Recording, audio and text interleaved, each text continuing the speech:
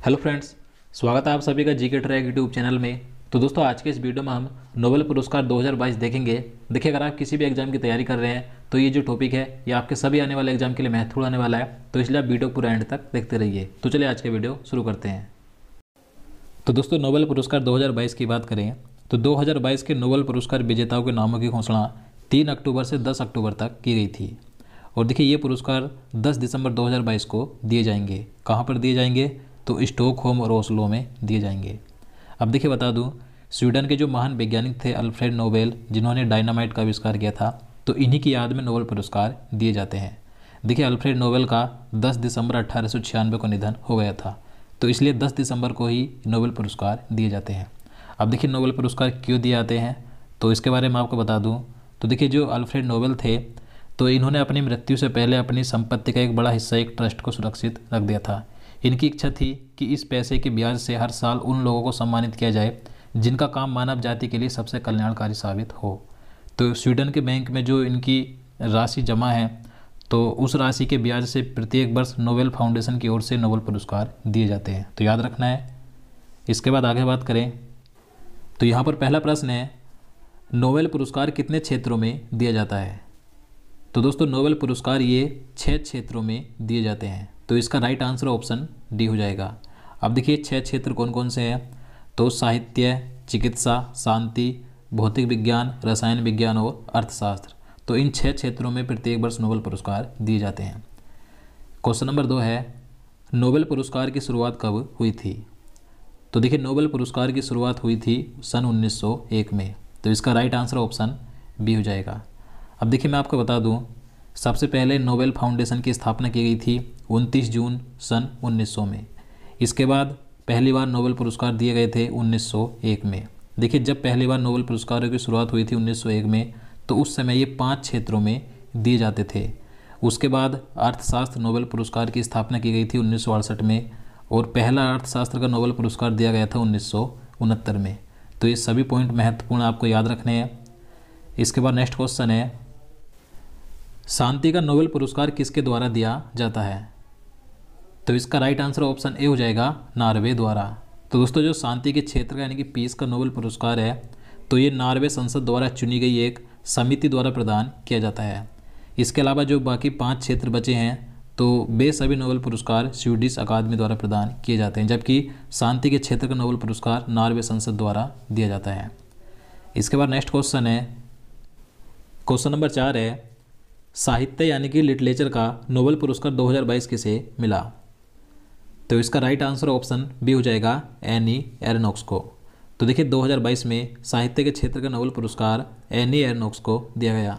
देखिए, एनी एरनॉक्स ये फ्रांस की महिला लेखक हैं जिन्हें 2022 में लिटरेचर का नोबेल पुरस्कार मिला है। इसके बाद नेक्स्ट क्वेश्चन है, शांति यानी कि पीस का नोबेल पुरस्कार 2022 किसे दिया गया? तो इसका राइट आंसर ऑप्शन डी हो जाएगा, उपयुक्त तीनों को, यानी कि option A, option B, option C, ये तीनों सही हैं। देखिए, एलेस बिलालियात्स्की ये बेलारूस के एक मानवाधिकार अधिवक्ता हैं। इसके अलावा मेमोरियल ये एक रूसी मानवाधिकार संगठन है। फिर है सेंटर फॉर सिविल लिबर्टीज, ये एक यूक्रेनी मानवाधिकार संगठन है। तो इन तीनों को ही 2022 में शांति के क्षेत्र का नोबेल पुरस्कार मिला है।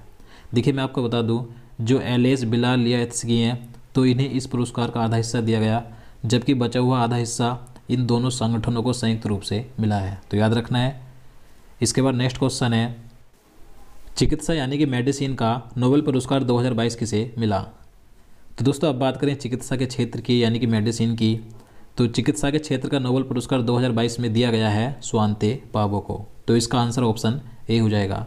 देखिए, स्वांते पावो ये एक स्वीडन के महान जेनेटिस्ट वैज्ञानिक हैं जिन्हें 2022 में चिकित्सा के क्षेत्र का नोबेल पुरस्कार मिला है। अब देखिए, इन्हें यह पुरस्कार क्यों दिया गया? तो विलुप्त होमिनिन और मानव विकास के जीनोम से संबंधित इनकी खोजों के लिए इन्हें यह पुरस्कार दिया गया है। इसके बाद अगला क्वेश्चन है, रसायन विज्ञान यानी कि केमिस्ट्री के क्षेत्र का नोबेल पुरस्कार 2022 किसे मिला है? तो इसका राइट आंसर ऑप्शन डी हो जाएगा, उपयुक्त तीनों को, यानी कि ऑप्शन ए, ऑप्शन बी और ऑप्शन सी, ये तीनों ही सही हैं। देखिए, कैरोलिन रूथ बटोरजी ये एक अमेरिका की महिला रसायन वैज्ञानिक हैं। इसके बाद मोर्टन पीटर मेंडल ये डेनमार्क के वैज्ञानिक हैं। फिर हैं बेरी शार्पलेस, ये अमेरिका के वैज्ञानिक हैं। तो इन तीनों को ही 2022 में संयुक्त रूप से रसायन विज्ञान के क्षेत्र का नोबेल पुरस्कार दिया गया। अब देखिए इन्हें किस लिए दिया गया है, तो क्लिक केमिस्ट्री और बायो ऑर्थोगोनल केमिस्ट्री के विकास के लिए इन्हें यह पुरस्कार दिया गया। देखिए यहाँ पर जो नाम है बैरी शार्पलेस का, जो कि अमेरिका के वैज्ञानिक हैं, तो इन्हें अब तक 2 बार रसायन विज्ञान के क्षेत्र में नोबेल पुरस्कार मिल चुका है। इससे पहले इन्हें 2001 में नोबेल पुरस्कार दिया गया था और अब 2022 में भी इन्हें यह पुरस्कार मिला है, तो याद रखना है। इसके बाद अगला क्वेश्चन है, फिजिक्स यानी कि भौतिकी का नोबेल पुरस्कार 2022 किसे मिला है। तो दोस्तों अब बात करें फिजिक्स के क्षेत्र का नोबेल पुरस्कार 2022 में किसे दिया गया, तो ये भी 3 व्यक्तियों को दिया गया है। तो इसका राइट आंसर ऑप्शन डी हो जाएगा, उपयुक्त तीनों को, यानी कि एलेन एस्पेक्ट ये फ्रांस के वैज्ञानिक हैं, जॉन क्लोसर ये ऑस्ट्रिया के वैज्ञानिक हैं, एडोन जिलिंगर ये भी ऑस्ट्रिया के वैज्ञानिक हैं। तो इन तीनों को ही 2022 में फिजिक्स का नोबेल पुरस्कार मिला है। अब देखिए इन्हें क्यों दिया गया, तो इन्हें यह पुरस्कार क्वांटम मैकेनिक्स के क्षेत्र में उनके कार्य के लिए दिया गया है, तो याद रखना है। इसके बाद अगला क्वेश्चन है, अर्थशास्त्र यानी कि इकोनॉमिक्स का नोबेल पुरस्कार 2022 किसे दिया गया। अब दोस्तों बात करें इकोनॉमिक्स का नोबेल पुरस्कार किसे मिला है 2022 में, तो ये भी 3 व्यक्तियों को दिया गया है। तो इसलिए इसका राइट आंसर भी ऑप्शन डी हो जाएगा, उपयुक्त तीनों को। यहाँ पर तीनों के नाम लिखे हुए हैं।